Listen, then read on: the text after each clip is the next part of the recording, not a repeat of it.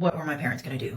Send me to some psychic boarding school? Like several other people in my stage of life and age and all that, I have been putting together the probability that I have ADHD, which I never knew as a kid, but both of my kids having it, my husband having it, and learning how it shows up differently in women, and some of the struggles that I've had in business and life and other areas make it very apparently clear. So then when I add that with my psychic abilities, it starts to be a really interesting situation that I'm figuring out, which I love figuring things about myself out. The kicker for me though is I'm raising two kids who are highly sensitive, ADHD. One of them I know definitely has skills of telepathy that we haven't tried to cultivate. They're just there. The other one, she is one of the biggest empaths that I've ever met.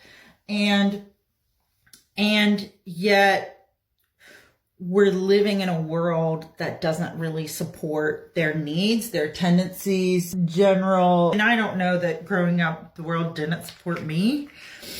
I felt like my home life and my family supported it, but I didn't. I mean, I turned off my psychic abilities when I was a kid because it was just too much and I didn't know how to handle it.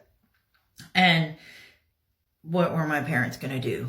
Send me to some psychic boarding school? That doesn't even exist. Maybe one day we'll all create something like that. But there's this challenge I find in today, this modern day, of parenting in a way that feels, for me, ecological, kind to the person, rooted in supporting their natural inclinations and strengths and gifts as much as possible. That's the approach I take.